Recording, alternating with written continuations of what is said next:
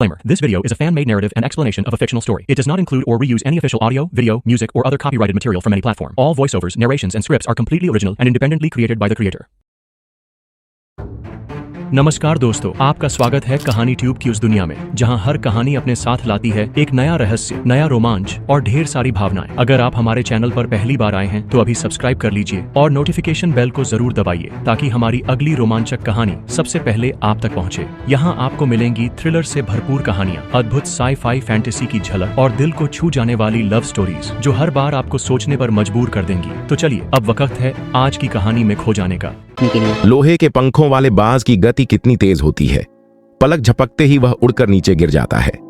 ऐसा लगता है कि वह परेशान है।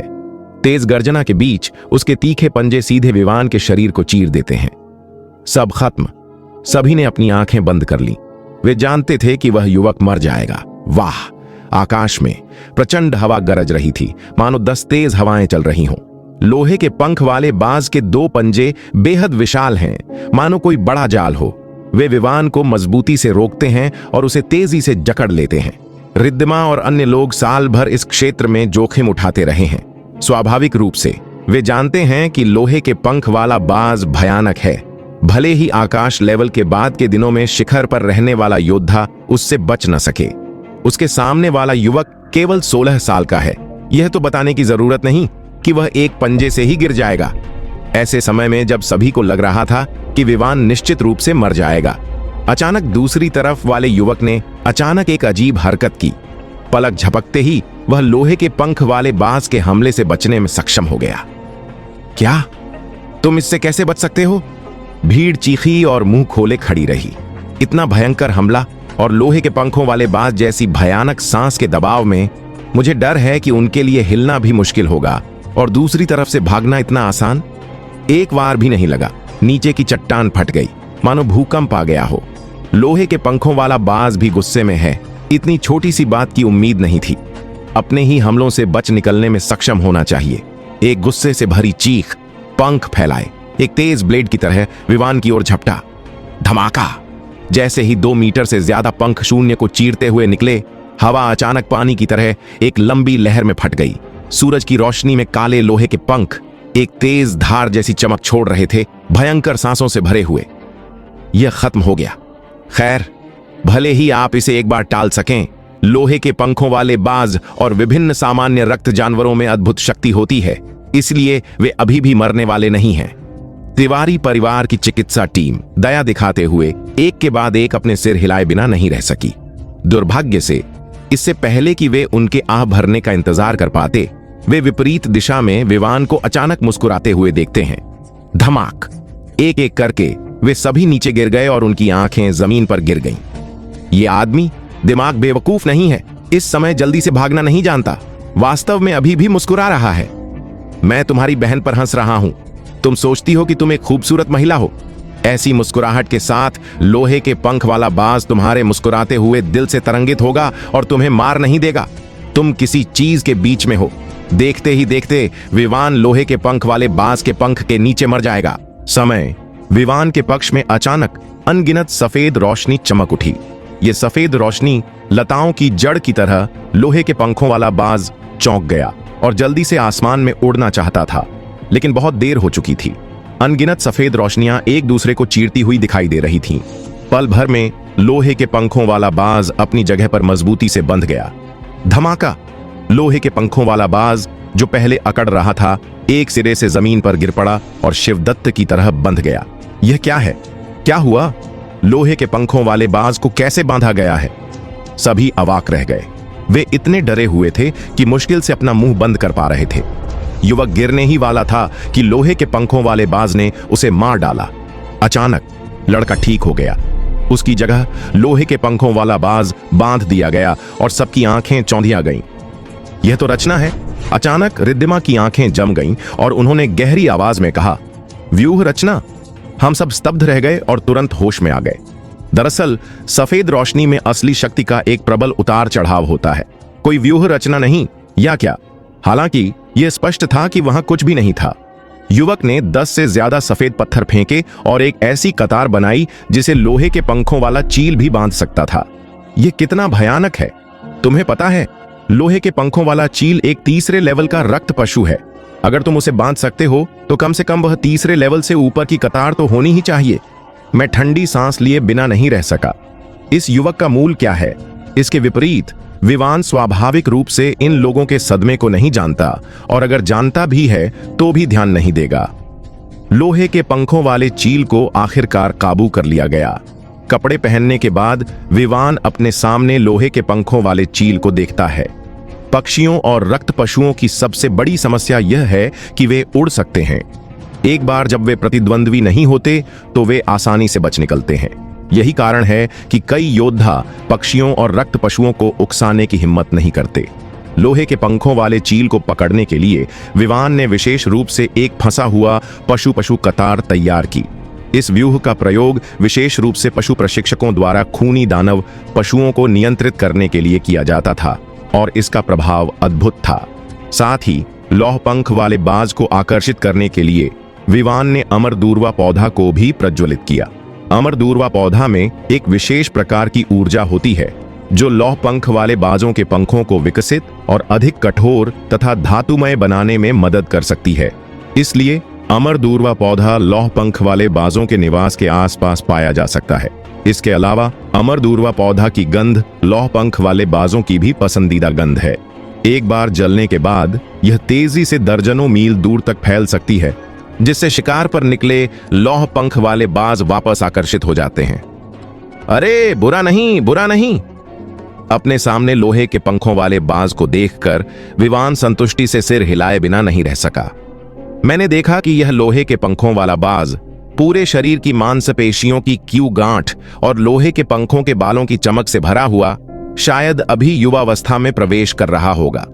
इस तरह के लोहे के पंखों वाले बाज की उड़ान की गति सबसे तेज और सहन शक्ति सबसे लंबी होती है। यह सबसे शक्तिशाली काल से संबंधित है जो उसकी आवश्यकताओं के लिए बिल्कुल उपयुक्त है। सफेद रोशनी की अनगिनत सरणियों से घिरा लोहे के पंखों वाला बाज गुस्से से फुफकारता है और उसके पंख लहराते रहते हैं। प्रचंड तेज हवा आसपास की रेत और चट्टानों को उड़ाती है और एक तेज सांस लगातार किन राजवंश की धूल पर टकराती है। दूर से तिवारी परिवार की औषधि संग्रह टीम के लोग देखते रहे। इस समय वे लंबे समय से मानते थे कि विवान लोहे के पंखों वाले बाज के लिए यहां आया है। वे बस एक्साइटेड थे। दूसरे पक्ष द्वारा लोहे के पंखों वाले बाज को बांधने का उद्देश्य क्या है? यदि आप इतने तैयार हैं तो आप व्यर्थ में गोली नहीं चला सकते। क्या यह दूसरे पक्ष का खून है जो लोहे के पंख वाले बाज जैसा है, इसलिए आप उसके रक्त क्रिस्टल का शिकार करके अपना रक्त लेवल बढ़ाना चाहते हैं? खैर, बहुत संभव है। लोग विवान के लोहे के पंख वाले बाज की खोज के उद्देश्य का अनुमान लगा रहे हैं। उन्होंने युवक की तुच्छ आवाज सुनी। छोटे बाज, बेहतर होगा कि तुम संघर्ष न करो। यह एक फंसा हुआ पशु समूह है जो विशेष रूप से रक्तपिंडों से निपटने के लिए है। चाहे तुम कितना भी संघर्ष करो, तुम बच नहीं सकते। बेहतर होगा कि तुम अपनी ताकत बचाओ। यह सुनकर सबके शरीर कांप उठे। क्या इस बच्चे का दिमाग खराब हो गया है? क्योंकि यह लोहे के पंख वाले बाज को मारने के लिए है, इसलिए बेहतर है कि इस मौके का फायदा उठाकर उसे सीधे मार दिया जाए। यह फिर भी बकवास है। मुझे इस बात का डर नहीं है कि लोहे के पंख वाला बाज समूह को तोड़कर तुम्हें मार डालेगा।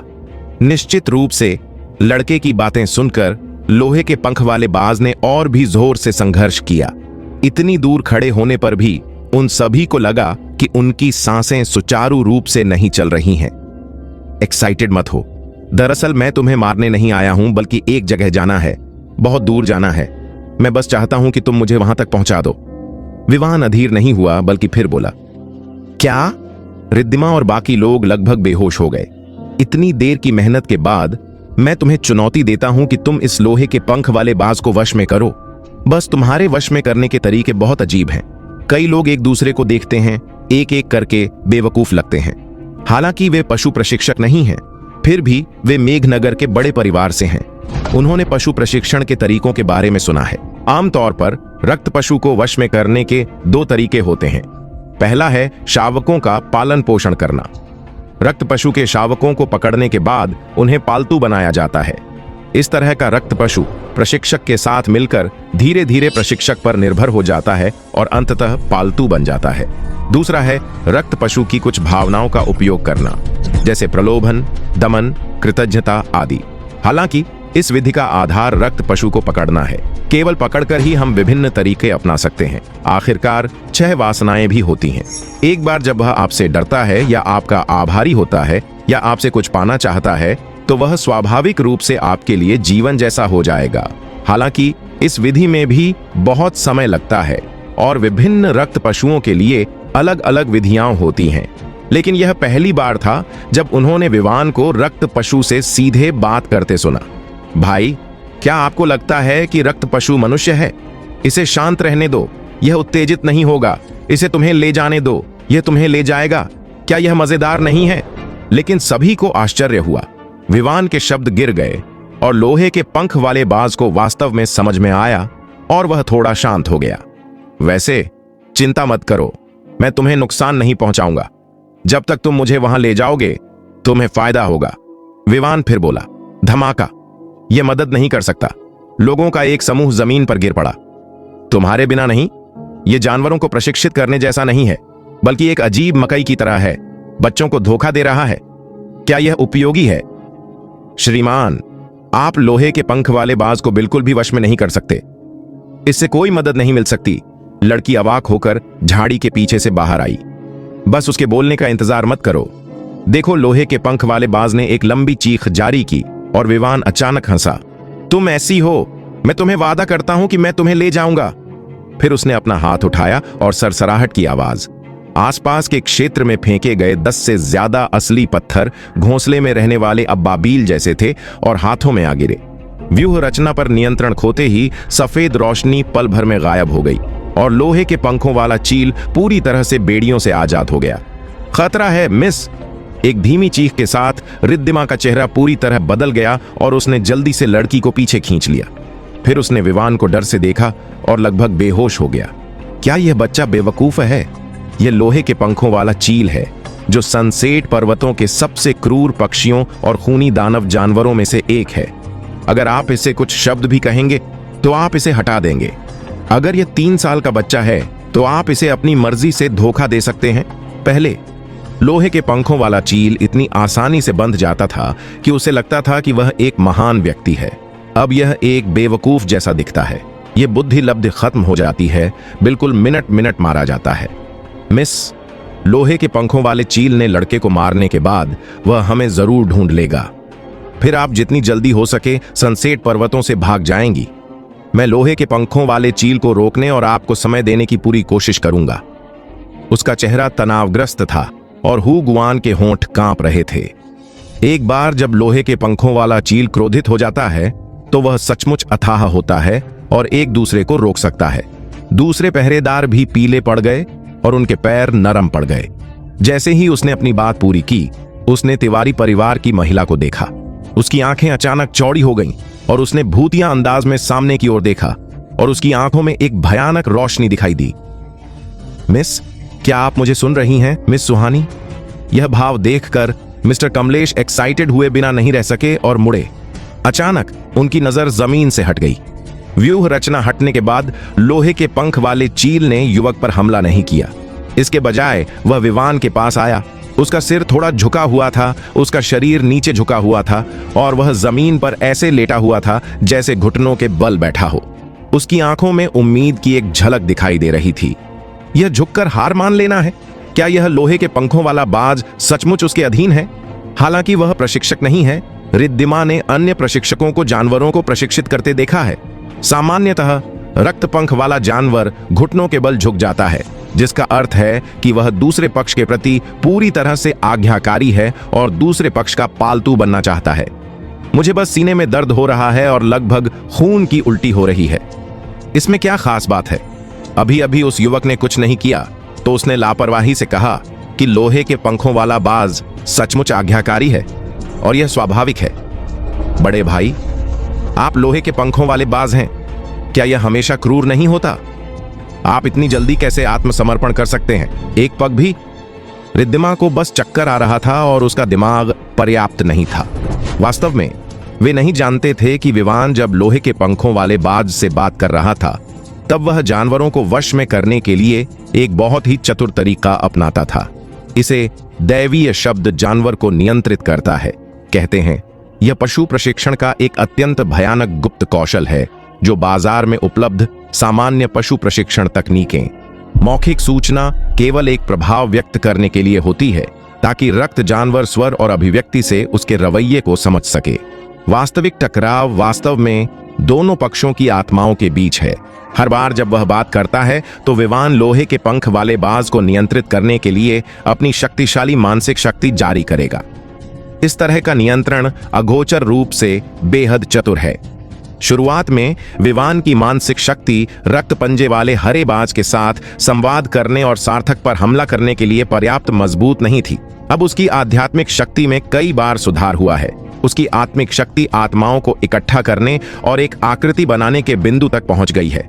लोहे के पंख वाले बाज को नियंत्रित करना वास्तव में सरल है। एक झटका, विवान लोहे के पंख वाले बाज की पीठ पर गिर गई। जाओ।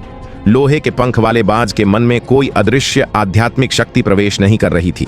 लोहे के पंख वाले बाज ने आदेश प्राप्त किया, अपने पंख फड़फड़ाए और अचानक आकाश में उड़ गया। प्रचंड हवा ने आसपास के पहाड़ों और जंगलों को हिला दिया।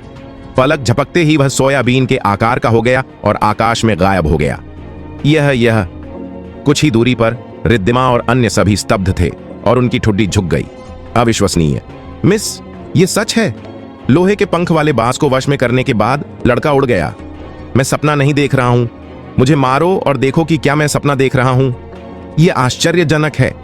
एक दूसरे को देखकर सभी पागल हो रहे थे। भले ही आप इसे अपनी आंखों से देखें, यह अविश्वसनीय है। ऐसा कहा जाता है कि पशु प्रशिक्षक कई व्यवसायों में से सबसे कठिन व्यवसायों में से एक है। अब यह इतना आसान कैसे हो सकता है? यदि आप लापरवाही से कुछ कहते हैं तो आप पूरी तरह से आत्मसमर्पण कर देंगे। यह सच है या झूठ? चौंक गए। अपनी ही युवती को देखा, लेकिन दूसरे पक्ष के जाने को भी घूर रहे थे। आंखों में अफसोस, रोशनी की प्रशंसा दिखाई दे रही थी। अभी काश मैं एक दूसरे को जान पाता। सबके सामने लड़की ने आह भरी। रिद्धिमा का चेहरा लाल है। जहां तक तांबे के तीन का सवाल है, उसे नीचे छिपने में शर्म आ रही है। अगर वे एक दूसरे पर विश्वास नहीं करते तो वे ऐसे विशेषज्ञ को जानते होते। अगर वे एक दूसरे पर विश्वास नहीं करते और लगभग शुरू भी हो जाते। ओह, ज्यादा मत सोचो। यह बेटा बहुत भयानक है। इसकी कोई असाधारण उत्पत्ति होनी चाहिए। हालांकि हमारा तिवारी परिवार बड़ा है, हम एक दूसरे के समान लेवल के नहीं हैं। अंत में उसने ने आह भरी। लोग चुप हैं, लेकिन उनके दिल में वे सभी एक दूसरे से सहमत हैं। वाह! असीम आकाश में विवान लौह पंख वाले बाज पर सवार होकर तेजी से आगे बढ़ रहा है। दोनों ओर सफेद बादल मंडरा रहे हैं और हवा गरज रही है। लौह पंख वाले बाज का विशाल शरीर हवा में उड़ रहा है। आकाशीय दबाव कम हो रहा है और ज्यादातर पक्षी और रक्त पशु उस ओर आने की हिम्मत नहीं कर पा रहे हैं। 5 उत्तर पश्चिमी देशों जैसे स्थानों में स्वर्ग लेवल का रक्त पशु सबसे भयानक रक्त पशुओं में से एक रहा है। इसके अलावा हालांकि अर्थ लेवल के रक्त पशु भी हैं, उनकी संख्या अक्सर बहुत कम होती है। जहां तक कुल लेवल के रक्त पशुओं का सवाल है, ऐसा कहा जाता है कि 5 उत्तर पश्चिमी देशों में दानव और रक्त पशुओं से भरा खतरनाक पर्वत श्रृंखला को छोड़कर ज्यादातर पहाड़ नहीं मिलते।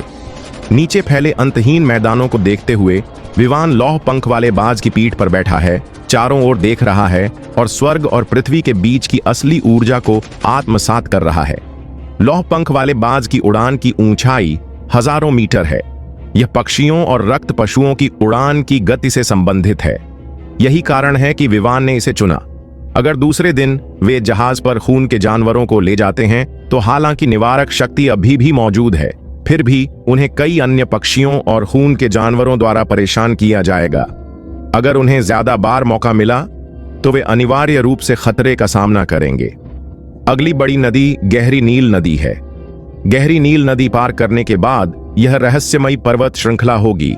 रहस्यमयी पर्वत श्रृंखला के बाहर मैदान में संपदापुर ज्यादा से ज्यादा आधे दिन में वहां पहुंच सकता है। नक्शा निकालते हुए विवान ने एक संतुष्ट मुस्कान दिखाई। सूर्यास्त पर्वत से संपदापुर के करीब पहुंचने में केवल 2 दिन लगे। अगर आप घोड़े पर सवार हों तो 2 या 3 महीने नहीं लगेंगे। पक्षियों और खून के जानवरों का यही महत्व है। उड़ान भरते समय विवान ने संपदापुर के बारे में सोचा कि कैसे स्थिति को खोला जाए। प्राप्त जानकारी के अनुसार संपदापुर एक अव्यवस्थित शहर है। आखिरकार यह जगह 5 देशों में से किसी एक के नियंत्रण में नहीं है। 5 उत्तर पश्चिमी देशों के कई शक्तिशाली लोग यहां इकट्ठा होते हैं। यहां तक कि कुछ देशों के वांछित अपराधी भी संपदापुर में छिपे हुए हैं। हालांकि यह कोई अराजक जगह नहीं है, फिर भी यहां गुप्त रूप से कई तरह की अराजकता है। विवान की यात्रा का उद्देश्य कुछ खोजना है। ऐसे में संपदापुर में किसी बड़ी ताकत से सीधे संपर्क करना सबसे आसान है, लेकिन समस्या यह है कि विवान संपदापुर की किसी भी ताकत को नहीं जानता। कोई सफलता पाना इतना आसान नहीं है।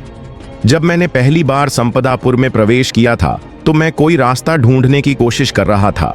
मुझे संपदापुर की ताकतों की सामान्य समझ थी। आखिरकार मैंने खजाना ढूंढने की कोशिश की। विचारों की श्रृंखला को सीधा करने के बाद विवान वर्तमान में केवल ऐसा ही तरीका अपना सकता है।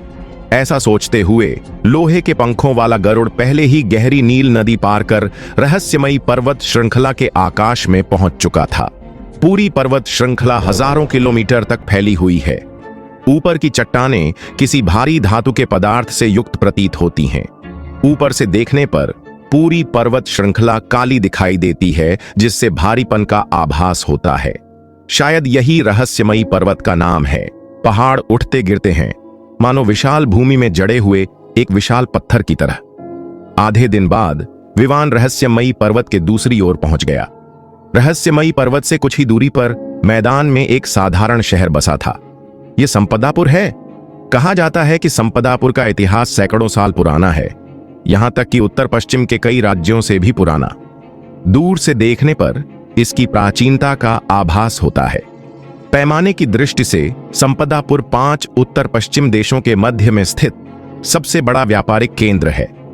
पहले रहस्यमयी पर्वत में लोहे के पंखों वाले गरुड़ को यहीं छोड़ दो और फिर संपदापुर में प्रवेश करो। संपदापुर 5 उत्तर पश्चिमी देशों का व्यापारिक केंद्र है, जिसमें विभिन्न देशों के हित जुड़े हुए हैं। यहां अनगिनत संघर्ष, बाजार में उथल पुथल और तरह तरह के झगड़े होते रहते हैं। लोहे के पंखों वाला चील कम से कम एक स्वर्गीय खूनी दानव जानवर तो है ही। एक बार संपदापुर में प्रवेश करने के बाद यह निश्चित रूप से सभी लोगों का ध्यान आकर्षित करेगा। ताकत के मामले में विवान अजेय नहीं है, हालांकि वह रक्षकनाग से भी नहीं डरता। इसके अलावा संपदापुर जैसी जटिल और अराजक जगह में कम प्रोफाइल रखने पर ध्यान देना बेहतर है। लोहे के पंखों वाले चील के सिर पर ठपठपाते हुए विवान ने एक आध्यात्मिक आदेश जारी किया। लोहे के पंखों वाले चील ने तुरंत आदेश प्राप्त किया, नीचे रहस्यमयी पर्वत की ओर। रहस्यमयी पर्वत श्रृंखला के बाहर गिरने के बाद विवान ने लोहे के पंखों वाले चील को इधर उधर न भागने का आदेश दिया और फिर रहस्यमयी पर्वत की ओर लूटपाट की। जब तलवार की रोशनी चमकी तो एक चांदी के रंग का भेड़िया राजा तलवार से कट गया। उसका शरीर अलग होने के बाद भी वह दसियों मीटर दूर भाग गया।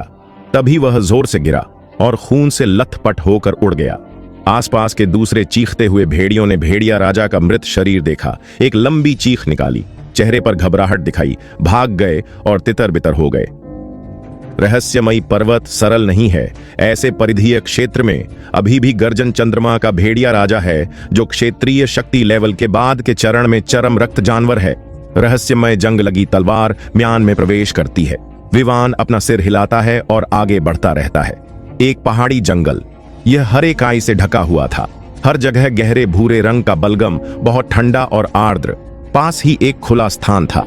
चट्टानें धूसर भूरी और मृत थीं और वहां कोई पेड़ नहीं थे। इस समय जंगल के खुले मैदान में लोगों का एक समूह इकट्ठा हो रहा है। उनके सामने 2 मीटर से भी ज्यादा ऊंचा एक विशालकाय छिपकली जैसा राक्षस खड़ा है। यह विशालकाय छिपकली हरे रंग से ढकी हुई है और इसकी 3 आंखें हैं। इससे बहुत सारा बलगम निकल रहा है, जिससे लोगों को बहुत बुरा लग रहा है। मिस, आप जाइए, हम इस राक्षस को रोकेंगे। एक अधेड़ उम्र के आदमी के नेतृत्व में उसका कोट और चोगा फटा हुआ था। वह काफी शर्मिंदा था, लेकिन उसके चेहरे पर दृढ़ भाव लिए वह अपने पीछे लाल रंग की लड़की से बार बार कह रहा था। उसके बगल में कवच पहने पहरेदारों का एक समूह भी खड़ा था, एक एक करके पीले, हथियार लिए हुए, कांपते हुए। नहीं अंकल वेदांत, मैं अकेले कैसे भाग सकता हूं? मैं साथ रहना और साथ चलना चाहता हूं। हालांकि लाल रंग की लड़की पीली दिख रही थी, लेकिन उसकी आंखें बहुत दृढ़ थीं, जिससे सवाल करना आसान नहीं था। उसके हाथ में पतले पंख जैसा धारदार चाकू का एक जोड़ा था। और उसकी सूक्ष्म सच्ची भावना बनी हुई थी। भाषण सुनकर लड़की के बगल में हरे कपड़े पहने एक युवक ने चिंता से देखा। निगल जाओ, 3 आंखों वाला स्वर्ग लेवल का एक खूनी दानव जानवर है और यह धारणा में संवेदनशील और तेज है। अगर तुम यहां रुकोगे तो तुम कुछ नहीं कर सकते। पहले वापस जाना बेहतर है, वरना हम नहीं जा सकते। प्रखर, रुको मत, युवती के साथ वापस जाओ। अधेड़ उम्र के आदमी के चेहरे पर एक भारी, कम शराब के नशे में, चिंता भरी आंखों में। लेकिन समीर ने कहा, युवक, तुम चेहरा नहीं दिखाओगे? क्या तुम मेरी बात भी नहीं सुनते? अधेड़ उम्र का आदमी इतना गुस्से में है कि उसका पूरा शरीर कांप रहा है। अब दिखाने का समय आ गया है कि इतनी ताकत क्या है। अगर तुम रुकोगे तो युवती को कौन वापस ले जाएगा? फिर हम में से कोई भी नहीं जा पाएगा। मेरी बात सुनो और तुरंत चले जाओ। अधेड़ उम्र के आदमी ने मौत का आदेश दिया। पिताजी, युवक की आंखों में दर्द था। एक तो उसके पिता थे, दूसरी उसकी पसंदीदा महिला थी। वह हार मानने को तैयार नहीं था। इस समय 3 आंखों वाले ज्वालामृग ने अवसर का फायदा उठाया और एक विशाल पेट की दहाड़ के साथ उस पर झपटा। आह! एक चीख के साथ एक गार्ड चकमा नहीं दे सका। एक पल में वह 3 आंखों वाले ज्वालामृग की जीभ से पकड़ा गया, उसे निगल गया और गायब हो गया। इनमें से ज्यादातर योद्धा अर्थ लेवल के सिद्धहस्त योद्धा हैं। वे आसमानी लेवल के खूनी दानव का सामना कैसे कर सकते हैं, और एक दौर में उनका सामना न कर पाने के कारण वे 3 आंखों वाले ज्वालामृग का भोजन बन गए हैं। शापित जानवर। अधेड़ उम्र के आदमी ने तलवार थाम रखी थी। उसकी मांसपेशियां सिकुड़ रही थीं और उसका शरीर एक अद्भुत शक्ति से फट पड़ा। उसने एक ही चाकू से 3 आंखों वाले ज्वालामृग को काट डाला। एक तेज चाकू का दाना आकाश के पर्दे की तरह तेजी से बाहर निकला और सीधे 3 आंखों वाले ज्वालामृग को काट डाला। साधक मांग में अद्भुत असली ऊर्जा है। कम से कम यह स्वर्गीय लेवल की साधना भी है। अगर इसे काटा जाए तो यह कम से कम 3 आंखों वाले ज्वालामृग को चोट पहुंचा सकता है। हालांकि 3 आंखों वाला ज्वालामृग बहुत तेज है और लंबे समय से एक दूसरे से सावधान रहता है। जिस समय अधेड़ उम्र का आदमी काम करना शुरू करता है, उसके अंग हिलते हैं और उसका शरीर मृग तृष्णा जैसा दिखता है। वह चाकू के दाने के हमले से बचता है और फिर अपनी जीभ बाकी 2 पहरेदारों पर थूक देता है। चमकदार लाल जीभ 2 मीटर लंबी है। एक घुरघुराहट के साथ यह एक पहरेदार के सिर में घुस जाती है और उसके सिर पर वार कर देती है। खून और दिमाग एक पल में बह निकला। आह! अधेड़ उम्र का आदमी दहाड़ा गुस्से से और उसका शरीर एक पीले प्रभामंडल से चमक रहा था। उसके हाथ ताकत से भरे थे। शक्तिशाली तलवार की रोशनी एक लहर की तरह बह रही थी, जंगल में ऊंची लहरों को लुढ़का रही थी। लेकिन यह बेकार है। वे 3 आंखों वाले ज्वालामृग के शरीर को छू नहीं सकते। वे केवल दूसरे पक्ष को एक के बाद एक अपने ही रक्षकों को मारते हुए देख सकते हैं। 3 आंखों वाला ज्वालामृग विशाल है, लेकिन यह बहुत तेज है। भले ही मध्य स्वर्ग लेवल के शिखर पर बैठा योद्धा दूसरे पक्ष को नुकसान पहुंचाना चाहे, यह आसान नहीं है। इसके अलावा इस आदमी के पास केवल आकाश लेवल के शुरुआती दिनों के शिखर की उपलब्धियां हैं। एक बड़े पेड़ से कुछ ही दूरी पर एक आकृति उभरी जो नीचे अंधेरी सड़क को देख रही थी। यह विवान था जो आया था। उसने रहस्यमयी पर्वत को पार करके संपदापुर में प्रवेश करने की योजना बनाई थी, लेकिन उसने दूर से लड़ाई की आवाज सुनी। फिर उसने आवाज का पीछा किया और दृश्य देखा। 3 आंखों वाला ज्वालामृग एक दुर्लभ रक्त वाला जानवर है, लेकिन यह खजाने से भरा है। शरीर के सभी अंगों का उपयोग औषधि के रूप में किया जा सकता है। जहां तक इसकी तीसरी आंख की बात है, इसका विशेष चिकित्सीय महत्व है और यह कई बीमारियों का इलाज कर सकती है। यह बहुत कीमती है। मुझे उम्मीद नहीं थी कि ये लोग 3 आंखों वाले ज्वालामृग को ढूंढ पाएंगे। दुर्भाग्य से ताकत पर्याप्त नहीं है। अगर आपको खजाना मिल भी जाए तो आप उसे वापस नहीं ले जा सकते। इसके बजाय आप लालच में मर जाएंगे। लगभग 10 रक्षकों से घिरा 3 आंखों वाले ज्वालामृग का विशाल शरीर लगातार तैर रहा है। साथ ही इसकी पतली जीभ, जो 2 मीटर से भी ज्यादा लंबी है, इतनी लंबी और पतली है कि नंगी आंखों से बिल्कुल भी दिखाई नहीं देती। इसके अलावा इसकी लचीली पूंछ इसे अजेय बनाती है। पलक झपकते ही 3 और पहरेदार चीखते हुए उसकी लंबी जीभ और पूंछ के नीचे दबकर मर गए। धिक्कार है! शर्मिंदा अधेड़ उम्र का आदमी दहाड़ा और बेतहाशा गोली चलाने लगा, लेकिन वह दूसरी तरफ कुछ नहीं कर सका। पूरे जंगल को चीर देने के अलावा उसने 3 आंखों वाले ज्वालामृग को ज्यादा नुकसान नहीं पहुंचाया। अगर वे कभी कभार एक दूसरे से टकराते भी हैं तो बस कुछ छोटे छोटे घाव छोड़ते हैं जिन्हें मामूली चोटें ही माना जा सकता है और 3 आंखों वाले ज्वालामृग को हिलने से नहीं रोक सकते। 3 आंखों वाले ज्वालामृग ने कई डरे हुए पहरेदारों को मार डाला तो उसकी अजीब नजरें घूम गईं और तुरंत पास ही लाल रंग की लड़की पर टिक गईं और उसका शरीर एक झटके में चकनाचूर हो गया। यहां से निकल जाओ!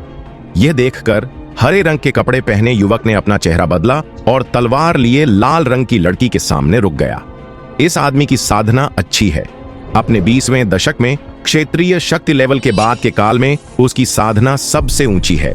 लंबी तलवार पर असली ऊर्जा की एक हल्की आभा और एक तेज टूटने की आवाज है।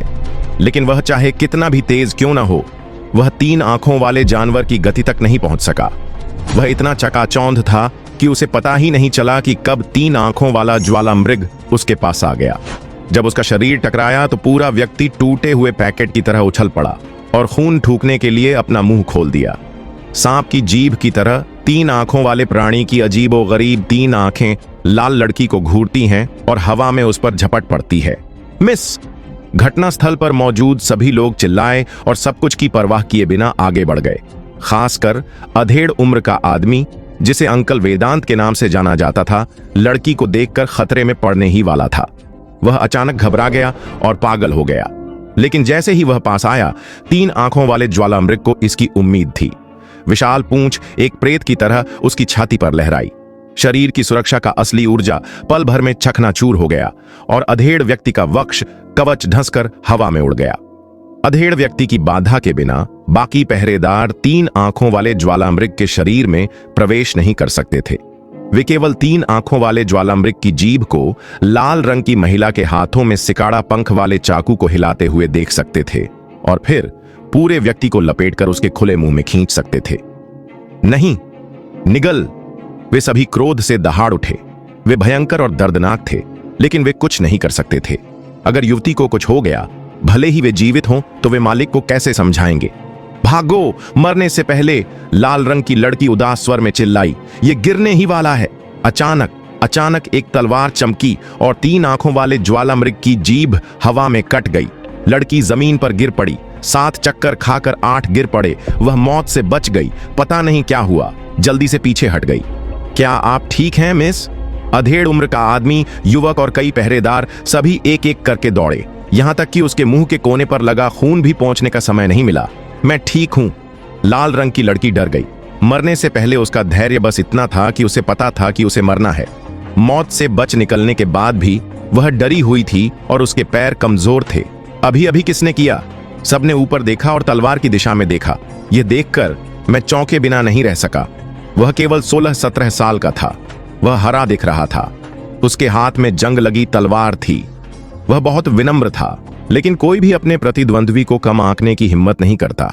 पिछली तलवार की शक्ति बेहद भयानक थी। 3 आंखों वाले ज्वालामृग की जीभ काटना आसान था। कम से कम उन सभी के पास मध्य स्वर्गीय लेवल की साधना की सिद्धियां तो थीं। क्या यह अभी भी मानवीय नहीं है? अधेड़ उम्र के व्यक्ति के चेहरे पर एक अलग ही चमक आ गई और उसने झट से अपना हाथ ऊपर उठाकर कहा, अपनी जान बचाने के लिए शुक्रिया। चंद्रगुप्त इसे कभी नहीं भूलेगा। हालांकि वह भी हैरान था, लेकिन उसके पास दुनिया का सबसे समृद्ध अनुभव था। वह जानता था कि 5 उत्तर पश्चिमी देशों में कुछ शीर्ष प्रतिभाएं हैं। कम उम्र में ही उसकी ताकत पुरानी पीढ़ी के लोगों से कम नहीं थी। ऐसा लगता है कि यह युवक ऐसा ही होना चाहिए। शरीर का आकार एक चमकता हुआ सीधे जनता के सामने आया। विवान ने हल्के से कहा, हाथ उठाओ, बताने लायक नहीं, अगर आशुतोष न होता तो मेरी युवती अभी खतरे में होती। अधेड़ उम्र के व्यक्ति ने अपना सिर हिलाया और गंभीर भाव से देखा। विवान ने कहा कि हाथ उठाना एक विनम्र शब्द था, लेकिन उसने ऐसा सोचने की हिम्मत नहीं की। हालांकि वह दशकों से संपदापुर में है। उसने संपदापुर में ऐसी किसी शख्सियत के बारे में पहले कभी नहीं सुना था। वह कोई विदेशी जीनियस होना चाहिए। बस विवान की उत्पत्ति के बारे में पूछना था। अचानक उसका चेहरा बदल गया। विवान की पीठ को घूरते हुए चिल्लाया, सावधान! विवान की मृत्यु के बाद 3 आंखों वाला ज्वालामृग अपनी जीभ काटने के बाद नहीं मरा, बल्कि वह और भी हिंसक हो गया। उसकी 3 आंखें लाल हो गईं और उसका शरीर अचानक उभर आया और विवान पर झपटा। इस समय विवान मध्यम आयु वर्ग के व्यक्ति और अन्य लोगों का सामना कर रहा था। पीछे की स्थिति को नहीं देख सका। लाल रंग की लड़की और मध्यम आयु वर्ग के व्यक्ति की आंखें एक पल में गोल हो गईं। घबराहट दिखा रही थीं। हाथ चाहते हैं, लेकिन बहुत देर हो चुकी है। 3 आंखों वाला ज्वालामृग विवान को पकड़ने वाला है। वाह!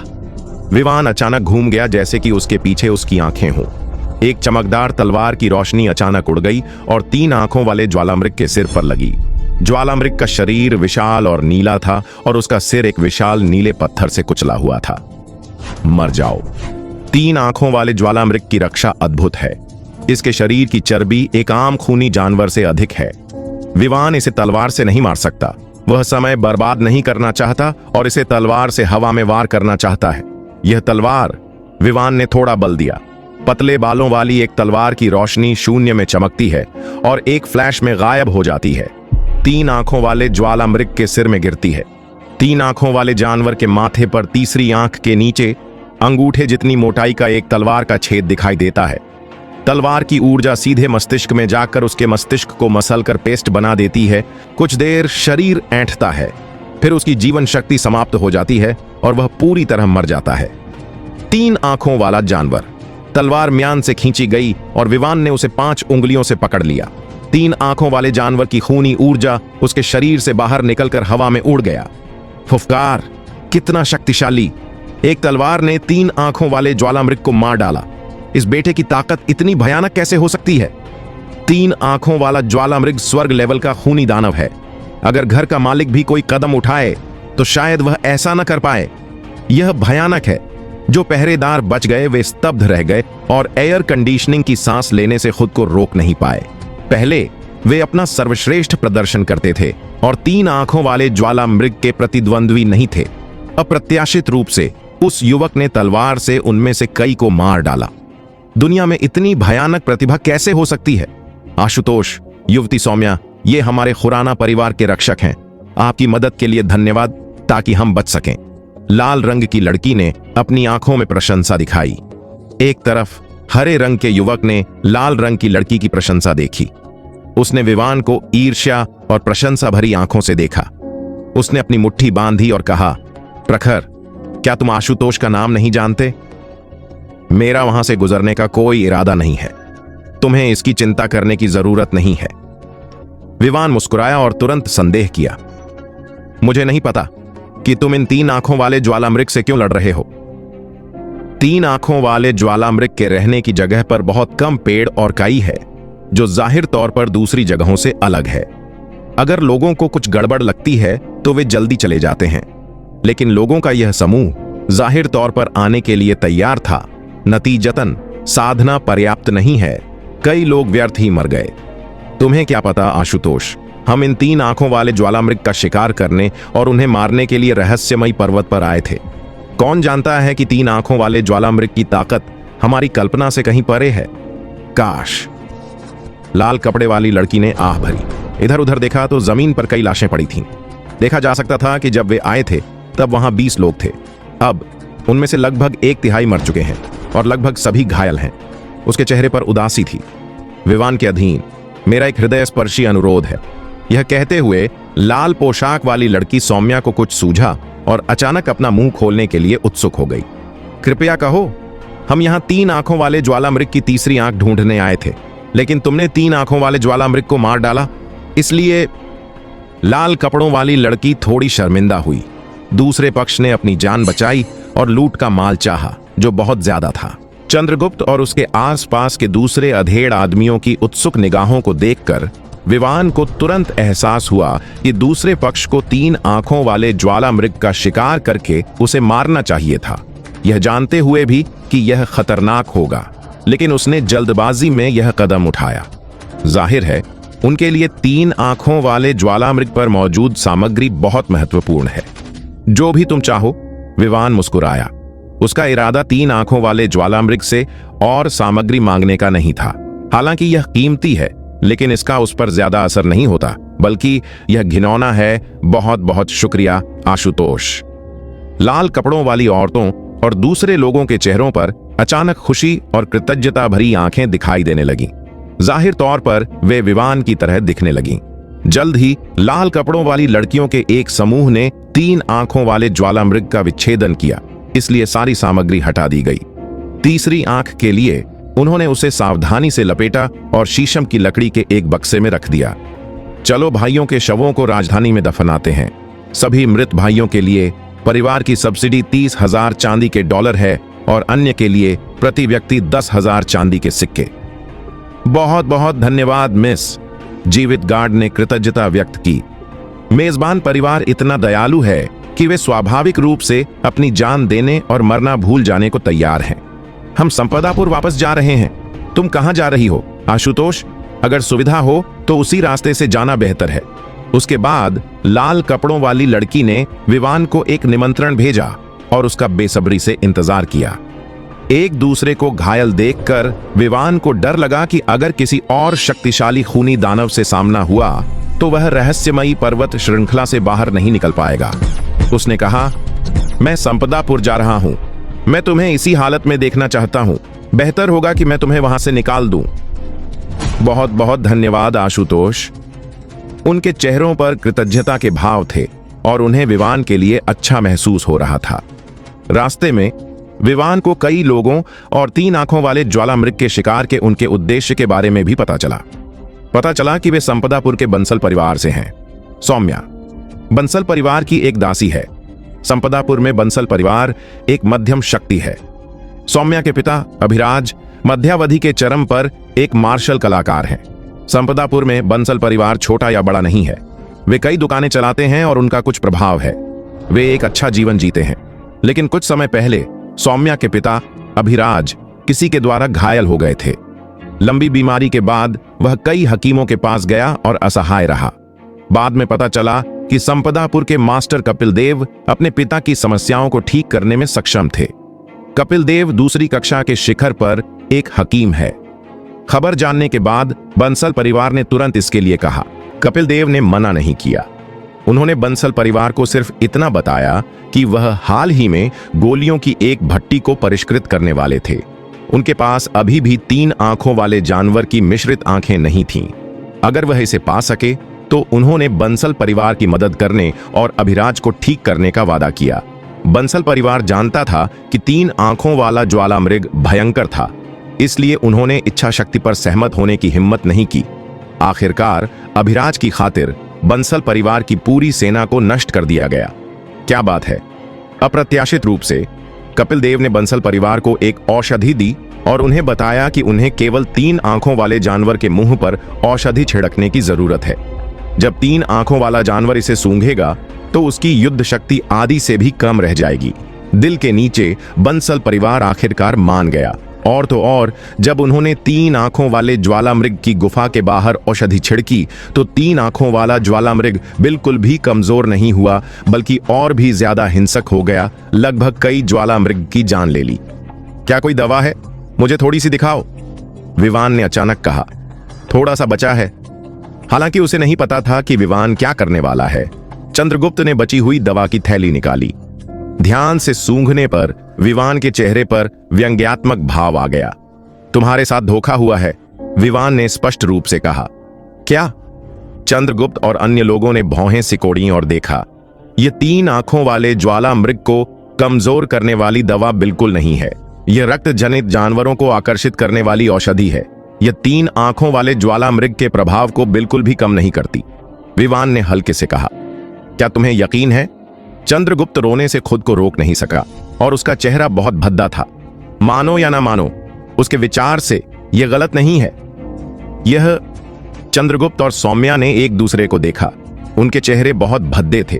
अगर कपिल देव ने उन्हें जो दिया था वह जानवरों को आकर्षित करने की एक सामान्य औषधि थी, तो यह उनके लिए 3 आंखों वाले ज्वालामृग का शिकार करने के लिए नहीं, बल्कि उनके मरने के लिए थी। हालांकि उन्हें और कपिल देव को कोई शिकायत नहीं है। दूसरा पक्ष ऐसा क्यों करता है? संदेह के साथ कई लोगों के दिल बेहद उदास हैं। लोगों का एक समूह रहस्यमयी पर्वतों से तेजी से बाहर निकला और सैकड़ों मील आगे चलना जारी रखा। एक काले शहर के सामने विवान की नजर में खड़ा था। हालांकि यह संपदापुर बड़ा नहीं है, यह बेहद उतार चढ़ाव वाला है। इसकी गति बहुत तेज है। मुझे उम्मीद है कि मैं निराश नहीं होऊंगा। विवान ने मन ही मन सोचा कि अगर वह संपदापुर में भूतों के अभिशाप को दूर करने के लिए कुछ नहीं ढूंढ पाया तो वह मुश्किल में पड़ जाएगा। संपदापुर में आने जाने के लिए एक व्यक्ति को एक चांदी का सिक्का देना पड़ता है। सौम्या और अन्य लोग रास्ते से परिचित हैं और शहर में प्रवेश करने से पहले लोगों के एक समूह को भुगतान करने में मदद करते हैं। आते जाते लोगों को देखकर विवान बहुत हैरान हुआ। मुझे डर है कि हर दिन शहर में प्रवेश करने और छोड़ने की लागत एक खगोलीय आंकड़ा है। संपदापुर शहर में आने जाने वाले सभी लोग कवच या वस्त्र पहने, कमर पर तलवारें लटकाए हथियारबंद लोग थे और उनकी गति असाधारण थी। यहाँ बेहद अराजकता है। आम लोग यहाँ कम ही आते जाते हैं। जरूरी तो नहीं, अकेले रहने का खर्च आम लोगों के लिए वहन करने लायक नहीं है। आशुतोष किन, मैं तुम्हारी जान बचाने के लिए तुम्हारा कोई एहसान नहीं चुका सकता।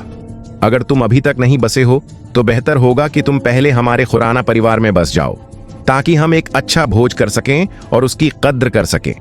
संपदापुर में प्रवेश करते हुए अभिराज ने उम्मीद से कहा। हाँ आशुतोष, संपदापुर में यह तुम्हारी पहली यात्रा है। चलो, हम तुम्हारे लिए गाइड बन जाते हैं।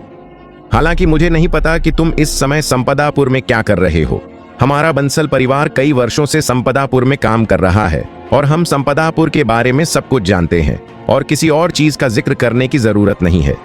चंद्रगुप्त को भी गर्मजोशी से आमंत्रित किया गया। विवान इतने युवा हैं और उनकी उपलब्धियां इतनी हैं। वे 5 उत्तर पश्चिमी देशों की किसी शक्तिशाली सेना के प्रतिभाशाली व्यक्ति अवश्य होंगे। ऐसे लोगों से दोस्ती करने में कोई बुराई नहीं है। और तो और, विवान ने उन्हें पहले भी बचाया था, इसलिए यह बात तो कहनी ही चाहिए। कोई बात नहीं, विवान ने सिर हिलाया। दरअसल जब उन्होंने अभिराज और अन्य लोगों की मदद की थी, तब उनके मन में पहले से ही ऐसा विचार था। आखिरकार वे जल्दी में थे।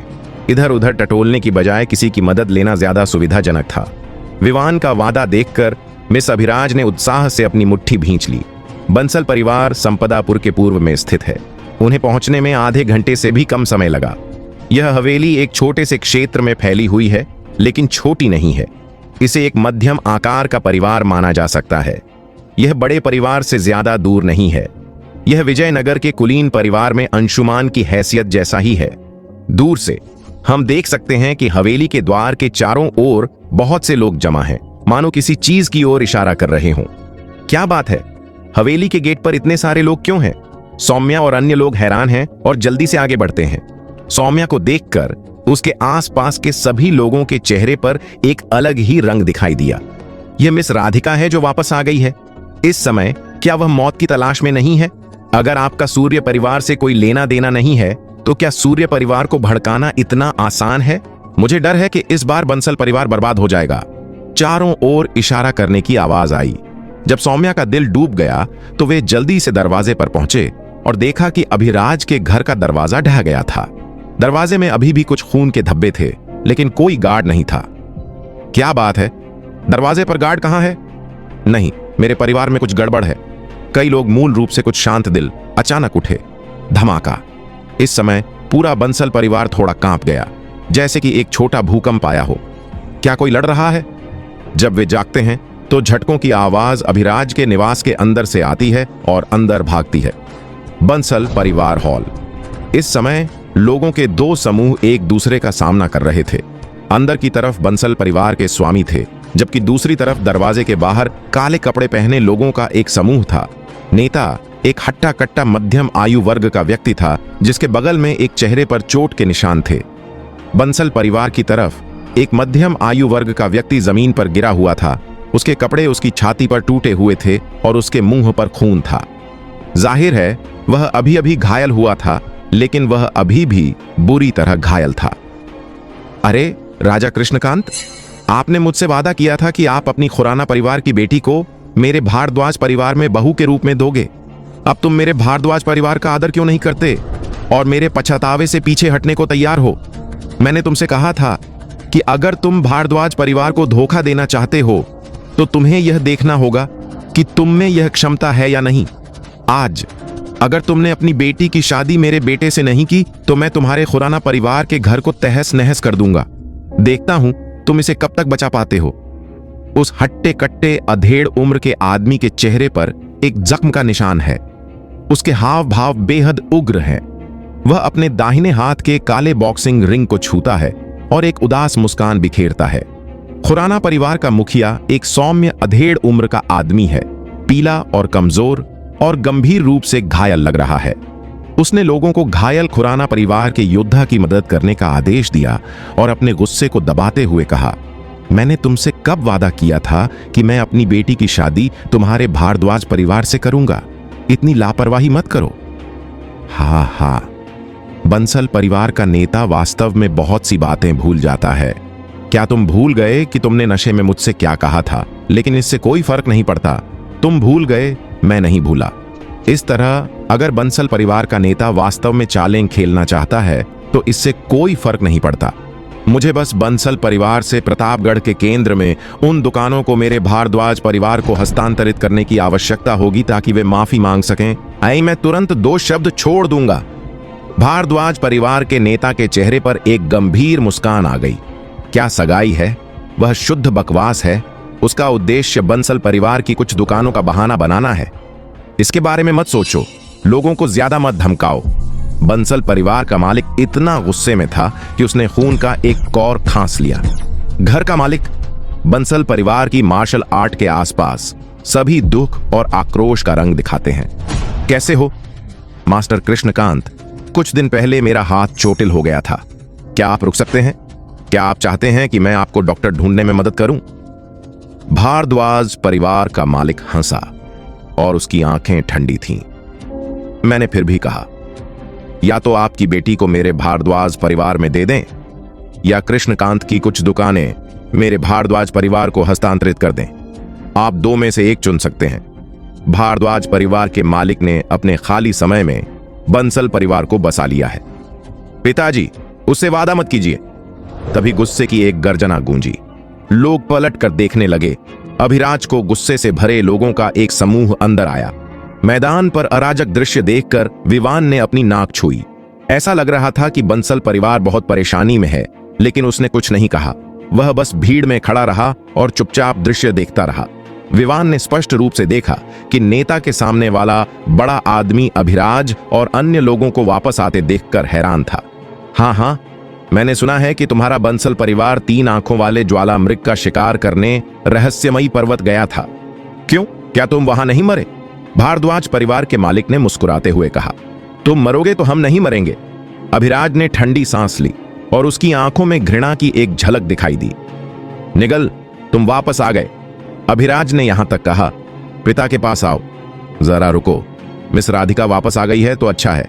मिस राधिका की सगाई मेरे भारद्वाज परिवार से कर देना ही बेहतर है। क्या तुम्हें पसंद है बेटा? भारद्वाज परिवार के मालिक ने बगल में खड़े चेचक के दाग वाले युवक को देखकर मुस्कुराया। अरे पापा, मुझे अच्छा लगा। क्यों ना आज रात बच्ची को दुल्हन के कमरे में जाने दिया जाए। खेलने के बाद मैं अपने पापा को मांस खोलने दूंगा और जवान जिस्म का स्वाद चखने दूंगा। चेचक के दाग वाले युवक की आंखों में अनैतिकता की चमक आ गई और वह हंसने लगा। उसकी आंखें ऊपर से नीचे तक सौम्या को देख रही थीं। वह अजीब तरह से हंसा, जिससे एक गहरी रोशनी निकल रही थी। सौम्या, तुम क्या कह रही हो? अपना मुंह साफ करो। यह सुनकर सभी लोग भड़क गए। प्रखर अपनी तलवार निकाले बिना नहीं रह सका और गुस्से में सांड की तरह आगे आया। एक फूल रक्षक है, बड़े बोल रहे हैं। क्या तुम्हें मुंह खोलने का कोई काम है? क्या तुम नियम समझते हो? भारद्वाज परिवार के नेता चंद्रभान ने भारी चेहरे वाले प्रखर की ओर रुख किया। वह अपनी राजसी ईमानदारी से प्रखर को सबक सिखाने के लिए तैयार था। अगर उसे नहीं मारा गया तो प्रखर गंभीर रूप से घायल हो जाएगा। चंद्रभान, मेरी सलाह है कि तुम ज्यादा दूर मत जाओ। चंद्रगुप्त ने देखा कि उसका बेटा खतरे में है। वह दहाड़ा और एक तेज चाकू से वार किया। चाकू के टूटने पर चंद्रगुप्त गंभीर रूप से घायल हो गया, लेकिन ठीक नहीं हुआ। इसके अलावा उसकी साधना चंद्रभान से बहुत दूर थी। एक ही वार में वह तुरंत गंभीर रूप से घायल हो गया, खून की उल्टी करने लगा और पीछे की ओर कदम बढ़ा दिए। इतनी कम ताकत है, लेकिन दिखा भी तो दो। चंद्रभान ने उसके चेहरे पर घृणा का भाव दिखाया और फिर वह हंसा। क्योंकि आप दुकान नहीं सौंपना चाहते, इसलिए कोई बात नहीं। आज मेरे बेटे का आपके बंसल परिवार के हॉल में एक दुल्हन कक्ष होगा। यह सिर्फ आपके लिए अच्छा समय बिताने और अपने क्षितिज को व्यापक बनाने के लिए है। हाँ। भयंकर हंसी में चंद्रभान का शरीर कांप उठा और उसने एक पंजे से सौम्या को जकड़ लिया। एक अदृश्य चूषण पैदा हुआ जो सौम्या को निगलने के लिए तैयार था। बहादुर, अभिमानी। खुराना परिवार के लोग गुस्से में एक के बाद एक आगे बढ़े। हालांकि भारद्वाज परिवार के लोग एक एक करके ऐसा करने के लिए तैयार थे। उनके चेहरों पर एक गंभीर मुस्कान और एक अभिमानी भाव था। उन्होंने खुराना परिवार के सभी बुजुर्गों को रोक दिया। वे केवल सौम्या को संघर्ष करते और चंद्रभान द्वारा चूसा जाता देख सकते थे। तुम बहुत ज्यादा हो। अभिराज गुस्से में दिखे और दौड़े। चंद्रभान ने उपहास किया और उनका बायां हाथ फट गया। बस एक धमाके की आवाज सुनो। अभिराज कैसे आया, कैसे वापस उड़ा, जमीन पर गिर पड़ा। उसके मुंह से खून निकल आया। अगर तुम एक बूढ़े को मारने की हिम्मत नहीं कर सकते तो क्या तुम अब भी एक बूढ़ा आदमी बनने की हिम्मत कर सकते हो? चंद्रभान बेतहाशा हंसा। दृढ़ निश्चय के साथ वह अभिराज के शरीर को खींचता है और उसे पकड़ लिया जाता है। तलवार की एक तेज गोली चली जिसने चंद्रभान की असली ऊर्जा को काट डाला। कौन? बुरा आदमी बनने की हिम्मत? चंद्रभान का चेहरा उदास था और उसकी प्रतिष्ठा के अनुरूप था। विवान धीरे धीरे भीड़ से बाहर निकला और भौहें चढ़ाते हुए बोला, तुम बहुत दबंग और घमंडी हो। क्या संपदापुर में कोई शाही कानून नहीं है? चंद्रभान ने सोचा कि वह एक विशेषज्ञ है। जब उसने एक 16 साल के लड़के को बाहर आते देखा तो वह हंसे बिना नहीं रह सका। मैं कैसा इंसान हूं? पता चला कि मैं एक दूध मुंहा लड़का हूं। मैं व्यवसाय का प्रभारी हूं। क्या तुम्हें बोलने का अधिकार है? राजा के कानून पर लौटो। संपदापुर में ताकतवरों का सम्मान किया जाता है। मेरी मुट्ठी ही राजा का कानून है। भारद्वाज परिवार के अन्य ताकतवर सदस्य भी हंसे। ऐसा लगता है कि बंसल परिवार के पास करने के लिए कुछ नहीं है। उन्हें शुरुआत के लिए ऐसा लड़का कैसे मिल सकता है? लड़के, संपदापुर में हमारे भारद्वाज परिवार के बारे में पूछताछ करने के लिए बाहर जाओ। अगर तुमने दखल देने की हिम्मत की तो आज ही मर जाओगे। जब सौम्या ने विवान को देखा तो उसका चेहरा खुशी से चमक उठा और फिर वह चिंतित हो गई। उसने कहा, तुमने यह कैसे किया? हालांकि विवान की ताकत बहुत मजबूत है। भारद्वाज परिवार के भी कई उस्ताद हैं। वह चिंतित है कि भारद्वाज परिवार में इतने सारे विशेषज्ञ हैं। विवान अकेले विरोध नहीं कर सकता और उसे पानी में घसीट कर ले जाएगा। विवान इनकार नहीं कर सका और भौहें चढ़ाकर बोला, वे कौन हैं? सौम्या ने कहा, वे संपदापुर में भारद्वाज परिवार के सदस्य हैं। भारद्वाज परिवार हमारे बंसल परिवार की तरह कई सालों से संपदापुर में काम कर रहा है। वे हमारे बंसल परिवार की संपत्ति हड़पने के लिए खुलेआम और गुप्त रूप से लड़ रहे हैं।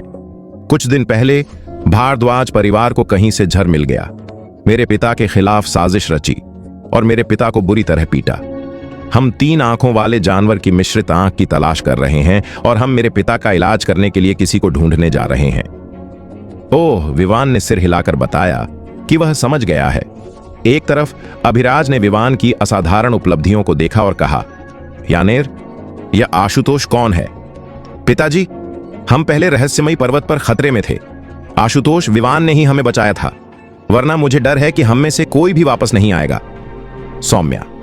अभिराज को उम्मीद नहीं थी कि क्योंकि सौम्या इतने बड़े खतरे में थे इसलिए उन्होंने दर्द से भरे चेहरे पर कहा, क्योंकि आशुतोष विवान जीवन रक्षक है इसलिए उसे पिछवाड़े में मत ले जाओ। हालांकि विवान की उपलब्धियां असाधारण हैं, वह आखिरकार एक इंसान ही तो है।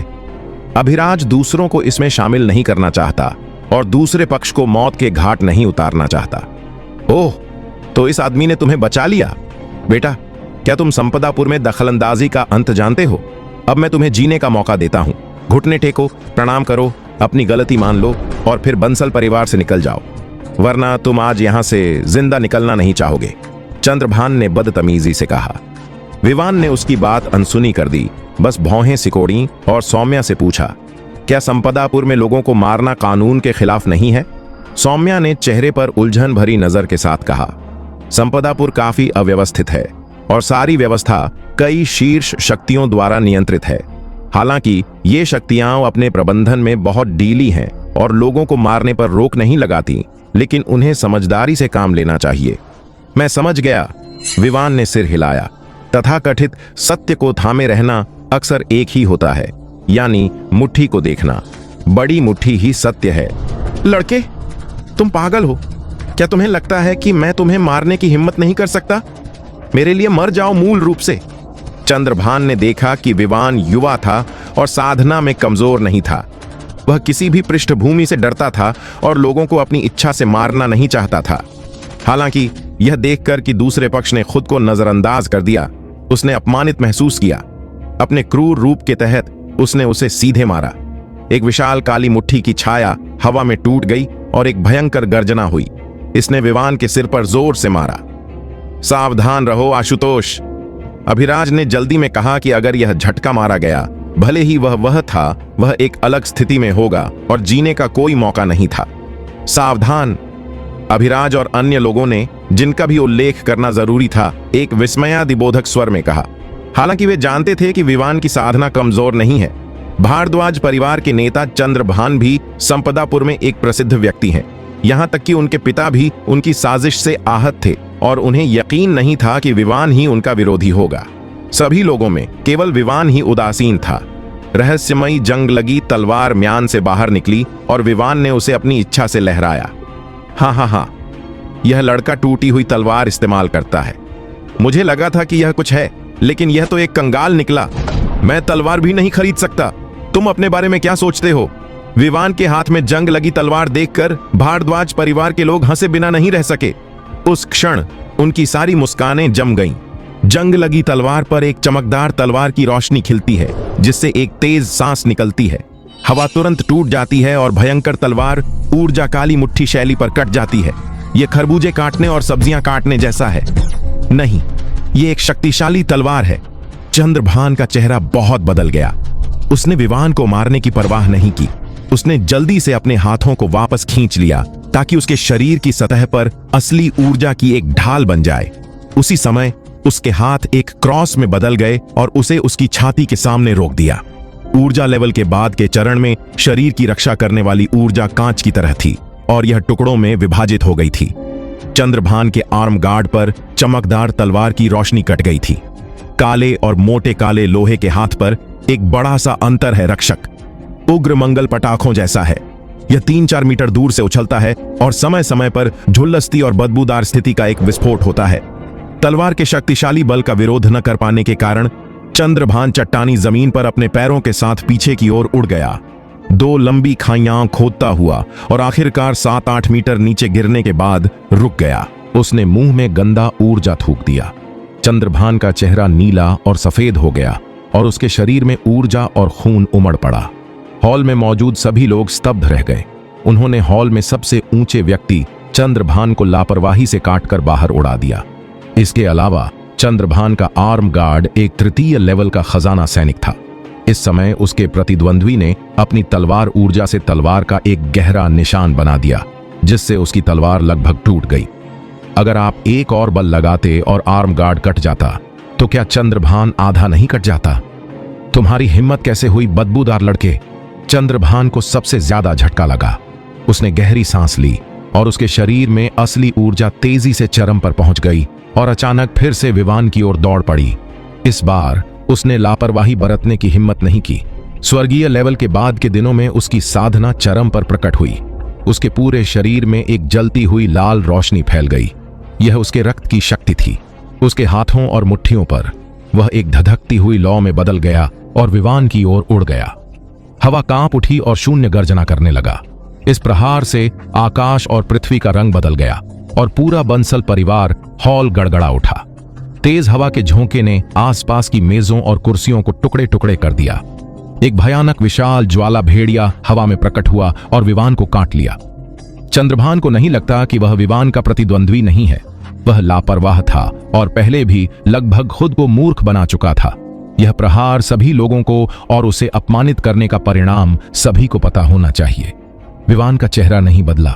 उसने दोनों हाथों में तलवार पकड़ी और उसे ऊपर से नीचे तक मार डाला। तलवार की चमकदार रोशनी आसमान से उड़ती हुई परी जैसी है। पल भर में वह लाल भेड़िए को 2 टुकड़ों में काट देता है और एक दयनीय चीख के साथ उसे तोड़ देता है। तलवार की रोशनी कम नहीं होती, लेकिन चंद्रभान को काटना मुश्किल हो जाता है। खून की धारा बह रही थी। चंद्रभान चीखा और हवा में उड़ गया। उसकी छाती पर कई फीट लंबा तलवार का निशान था। हड्डी दिखाई दे रही थी, लगभग उसके ऊपरी शरीर में घुस रही थी। खून और पानी मासूमियत से छलक रहे थे। पिताजी, घर के मालिक, भारद्वाज परिवार के सभी लोग डर गए। उन्हें उम्मीद नहीं थी कि घर के मालिक की पूरी ताकत के बावजूद उसे तलवार से काट दिया जाएगा। क्या यह आदमी राक्षस है? चंद्रभान और भी हैरान और क्रोधित हुआ। उसकी साधना सर्वोच्च है और वह दल का सदस्य है, इसलिए स्वाभाविक रूप से वह सबसे स्पष्ट रूप से जानता है। विवान की पिछली तलवार शक्तिशाली नहीं थी लेकिन भयानक थी, लेकिन उसने तुरंत उसकी मुक्केबाजी में खामी ढूंढ ली और उसके हमले को आसानी से ध्वस्त कर दिया। धिक्कार है, बंसल परिवार को ऐसा विकृत व्यक्ति कैसे मिल सकता है? चंद्रभान दहाड़ते हुए डर गया। वह जानता था कि वह विवान का विरोधी नहीं था। उसने हवा में करवट ली और अपने सबसे करीब खड़े सौम्या को पकड़ लिया। आज उसके लिए बंसल परिवार को फिर से ब्लैकमेल करना असंभव है। अगर वह जिंदा भी निकल गया तो भी बहुत बड़ा खतरा है। उसे एक बंधक को पकड़कर यहां से निकलना होगा। भयानक हथेली की शक्ति ने सौम्या को जकड़ लिया और उसे अपने अंदर समा लेना चाहती थी। हाथ। अभिराज को उम्मीद नहीं थी कि चंद्रभान अचानक निशाना अपनी ओर मोड़ लेगा। संघर्ष करने को तड़प रहा था, लेकिन कुछ न कर पाने के कारण वह बस खुद को दूसरे पक्ष के हाथों में गिरते हुए देख सकती थी। बंधक बनाना चाहते हो? चंद्रभान का हाथ पाते ही विवान हंसा और अचानक अपनी तलवार उठा ली। तलवार की रोशनी शून्य में बिजली की तरह चमकती है। अगले ही पल एक चीख के साथ चंद्रभान ने सौम्या का हाथ पकड़ लिया, हवा में उछला और उसके 2 टुकड़े कर दिए। जैसे ही उसकी असली ऊर्जा को झटका लगा, चंद्रभान का कटा हुआ हाथ चूर्ण में बदल गया। उसके हाथ में केवल उसका टूटा हुआ मुट्ठी का सेट और अंगूठी का आधा हिस्सा बचा, जिसे विवान ने अपने हाथों में ले लिया।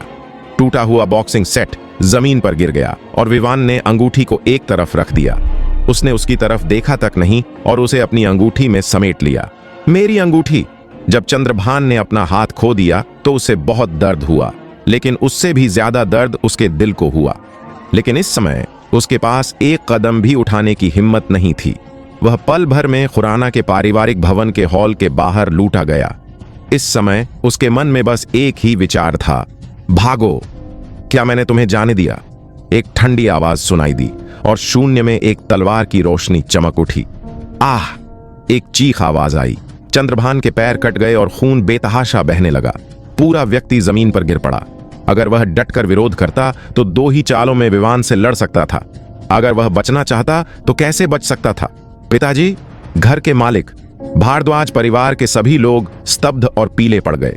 जहां तक बंसल परिवार की बात है, वे लंबे समय से मूर्ख थे। पलक झपकते ही विवान चंद्रभान के पास आता है, एक रहस्यमयी जंग लगी तलवार जिसके एक तरफ खून टपक रहा था और पूरा व्यक्ति शैतान जैसा लग रहा था। तुम मुझे नहीं मार सकते। तुम एक विदेशी संपदापुर में लोगों को बेरहमी से मारने की हिम्मत करते हो। एक बार जब तुमने कई बड़ी ताकतों को बता दिया तो तुम जरूर मारे जाओगे। चंद्रभान दहाड़ा। इस समय उसके चेहरे का आत्मविश्वास पहले ही गायब हो चुका था। कुछ लोग बस डरे हुए और भयभीत थे और अंतहीन आक्रोश। ऐसे समय में तुम मुझे धमका रहे हो? विवान ने भौहें चढ़ाईं। तलवार की रोशनी की एक चमक के साथ चंद्रभान का सिर आसमान की ओर उठ गया। उसकी आंखें अविश्वास से भर गईं। वह धड़ाम से जमीन पर गिरा और 2 बार लुढ़का। असल में विवान एक दूसरे को मारना नहीं चाहता था, वह बस चंद्रभान को बेकार बनाना चाहता था। आखिरकार जब वह पहली बार संपदापुर आया था तो वह कोई बड़ी लड़ाई नहीं लड़ना चाहता था। हालांकि उसकी आंखों में दूसरे पक्ष की नाराजगी देखकर विवान समझ गया कि अगर वह उसे मरने भी दे तो वह उससे निपटने के लिए किसी को ढूंढने की कोशिश करेगा। ऐसे में उसे मार डालना ही बेहतर है। घर का मालिक मर चुका है, मेरे पिता मारे गए, भारद्वाज परिवार के लोग शिष्य अचानक सिकुड़ गए। एक पल अंतहीन भय से भरा। विवान ने अपनी तलवार पकड़ी और भारद्वाज परिवार के बाकी लोगों को देखा। भारद्वाज परिवार के सभी लोगों के हाव भाव भय से भरे थे। उनके चेहरे सफेद पड़ गए और उनमें सीधे विवान को देखने की हिम्मत नहीं थी। उनमें से एक, जिसने पहले विवान का मजाक उड़ाया था, घबराकर बोला, सर, हमारा भारद्वाज परिवार ताइशान के प्रति अंधा है, जिसने आशुतोष को नाराज कर दिया। कृपया अपना हाथ ऊंचा रखें और हमें जीने का रास्ता दें। हम वादा करते हैं कि हम भविष्य में बंसल परिवार को कभी परेशान नहीं करेंगे। उसकी आवाज कांप रही थी और उसकी आवाज डर से भरी थी। यहां तक कि चंद्रभान का बेटा भी कांप रहा था और आधे शब्द से ज्यादा कहने की हिम्मत नहीं कर रहा था। उसने परिवार के मुखिया अभिराज की ओर देखा और उदासीनता से कहा, खुराना परिवार के स्वामी, इस हफ्ते के परिवार के साथ कैसे पेश आना है? चलो कोई फैसला करते हैं। धमाका! अभिराज के कुछ बोलने से पहले ही भारद्वाज परिवार के कई बुजुर्ग घुटनों के बल बैठ गए और कांपने लगे। अभिराज, हमारे दोनों परिवार इतने लंबे समय से संपदापुर में काम कर रहे हैं। वे भिक्षुओं और बौद्धों का मुंह तक नहीं देखते। हमें एक मौका दीजिए और हमें जाने दीजिए। अभिराज की आंखों में गुस्सा साफ झलक रहा था। जाने दिया? आप यह क्यों नहीं सोचते कि आपने पहले हमारे खुराना परिवार के साथ कैसा व्यवहार किया था? हम ही अपने मन में इतने उलझे हुए हैं कि एक पल भी सोच नहीं पाते। अभिराज, जब तक आप हमें जाने देंगे हम आपकी हर शर्त मान लेंगे। हाँ, जब तक आप शर्तें रखेंगे हम वादा करते हैं और हम कभी पीछे नहीं हटेंगे। अभिराज, हमें एक मौका दीजिए। भारद्वाज परिवार के कई बुजुर्ग इस बात को लेकर बिल्कुल स्पष्ट हैं कि अब क्या करना है। चाहे कुछ भी हो, पहली शर्त उनकी जान बचाना है। जब तक वे भारद्वाज परिवार के पास लौटेंगे, उनके साथ कैसे पेश आना है यह उनके लिए नामुमकिन होगा। खुराना परिवार को समझ नहीं आ रहा था कि ऐसा विशेषज्ञ कहां मिलेगा। उनका भारद्वाज परिवार इतने लंबे समय से संपदापुर में था और वे अब शाकाहारी नहीं थे। उस समय भले ही वे बहुत पैसा खर्च करते, उन्हें 2 हत्यारे ढूंढने पड़ते जो भारद्वाज परिवार का सारा खाना थूक देते। और जिस युवक ने अपने मालिक की हत्या की उसे तो मरना ही होगा। हाँ, प्रवीण, क्या तुम्हें लगता है कि राजा चंद्रभान 3 साल का बच्चा है? तुम्हें वापस जाने दो, यानी बाघ को पहाड़ पर वापस जाने दो। सब लोग आदेश मानेंगे और हॉल को घेर लेंगे। अगर भारद्वाज परिवार नहीं रुका तो मैं सबको मार डालूंगा। राजा चंद्रभान ने एक घूंट भरा, जो पहले भारद्वाज परिवार को मारने वाला पहला व्यक्ति था। हाँ, सभी बंसल परिवार लंबे समय से इसका इंतजार कर रहे थे। अब भारद्वाज परिवार का चंद्रभान मर चुका है। हालांकि शेष विशेषज्ञ कमजोर नहीं हैं, उन्हें जीवित बाहर नहीं जाने दिया जाना चाहिए। इतने लंबे समय तक संपदापुर में रहने के बाद बंसल परिवार को बहुत पहले ही समझ आ गया था कि यह एक ऐसी जगह है जहां लोग इंसानों को खाते हैं। अगर आप इतने दयालु हैं कि बाघ को पहाड़ पर लौटने देते हैं तो आप निश्चित रूप से बाद में मर जाएंगे। अचानक पूरा हॉल लगातार दहाड़ उठा और दोनों पक्षों ने एक साथ जमकर लड़ाई लड़ी। हालांकि चंद्रभान हार गया था, भारद्वाज परिवार के शेष बुजुर्गों के पास असाधारण उपलब्धियां थीं। वे जानते थे कि वे खुद को माफ नहीं करेंगे और उनके खिलाफ लड़े। इसके विपरीत बंसल परिवार के कई मुख्य व्यक्ति सभी गंभीर रूप से घायल हो गए। दोनों पक्षों में कुछ समय के लिए गतिरोध पैदा हो गया। बाहर भागो! भारद्वाज परिवार के कई बुजुर्ग लड़ते हुए पीछे हट गए। जब तक आप बाहर कदम रखते हैं और संपदापुर गश्ती दल को परेशान करते हैं, तब तक आप जीवित रह पाएंगे। इस समय वे बहुत उदास थे। अगर उन्हें पता होता कि ऐसा होगा तो वे बंसल परिवार के घर में घुसते क्यों नहीं। एक तरफ विवान ने थोड़ा सिर हिलाया। उसने अभिराज को यह फैसला इसलिए दिया क्योंकि वह बंसल परिवार को देखना चाहता था और अपने मन में जो सोच रहा था उसे देखना चाहता था। अगर बंसल परिवार भारद्वाज परिवार को जाने देता तो उसके दिल में बंसल परिवार की हैसियत जरूर बहुत गिर जाती। इस समय वह नहीं जानता था कि जीत का फायदा कैसे उठाए और उसका पीछा कैसे करे। अगर बंसल परिवार भारद्वाज परिवार को मिटाने का फैसला करता तो उसे मदद करने में कोई आपत्ति नहीं होती। मर जाओ! यह देखकर कि कितने भारद्वाज परिवार के सदस्य हॉल छोड़ना चाहते हैं, विवान आखिरकार हिल जाता है। एक साया लड़ाई के दोनों ओर से दौड़ा। अगले ही पल तलवार की रोशनी चमक उठी। भारद्वाज परिवार के कई बुजुर्ग अचानक 2 हिस्सों में बांट गए। कई स्वामियों को खोने के बाद बाकी भारद्वाज परिवार बंसल परिवार के विरोधी कैसे हो सकते थे। वे एक एक करके मारे गए और चीखे। खास तौर पर भारद्वाज परिवार के चेचक से पीड़ित युवक पर प्रखर की कड़ी नजर थी, जिसने तलवार से उसके दिल पर वार कर दिया।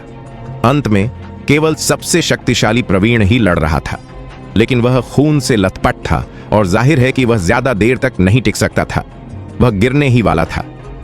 इसे फिलहाल के लिए छोड़ दो, विवान ने अचानक कहा। बंसल परिवार के लोग थोड़े स्तब्ध विवान को मुंह खोलते, एक के बाद एक हमला करना बंद करते और एक तरफ हटते देख विवान को सम्मान से देखते हुए वह लंबे समय से आगे चल रहा था। तुम क्या करना चाहते हो? प्रवीण खून से लथपथ था, विवान को घूर रहा था, आक्रोश से भरा हुआ और मुंह से खून ठूक रहा था। अब तक वह जिंदा वापस नहीं जाना चाहता था। अरे कपिल देव और तुम्हारे भारद्वाज परिवार के बीच क्या रिश्ता है? बंसल परिवार के सभी लोग स्तब्ध रह गए। वे सोच रहे थे कि विवान मास्टर कपिल देव से कैसे जुड़ा है। प्रवीण स्तब्ध रह गया और तुरंत व्यंग्यात्मक लहजे में बोला, हाँ, क्या मैं जिंदगी का लालची और मौत से डरने वाला इंसान हूं? तुम जानना चाहते हो? सपना देखो। यह जानते हुए कि यह सब मौत है, प्रवीण का दिल पहले ही बाहर निकल चुका था। मैं तुम्हें यह कहने का मौका दूंगा, मैं तुम्हारी जान बचा सकता हूं। मैं यह नहीं कहना चाहता कि मर जाओ, विवान ने ठंडे स्वर में कहा। क्या यह सच है? विवान के हाव भाव देखकर प्रवीण स्तब्ध रह गया और उसने भयंकर रूप से कहा, मैं तुम पर कैसे विश्वास करूं? क्या मुझे तुमसे झूठ बोलना होगा? विवान की आंखें ठंडी और अलग थलग थीं, मानो मृत्यु का देवता जीवन पर हावी हो। अगर तुम नहीं कहना चाहते तो मैं तुम्हें मजबूर नहीं करूंगा। तलवार उठते ही एक जानलेवा चमक उभरती है। कहो, मैं कहता हूं। प्रवीण की मेहनती आत्मा को जीने की कोई उम्मीद नहीं दिखती। अगर वह बच सकता है तो स्वाभाविक रूप से वह मरना नहीं चाहता।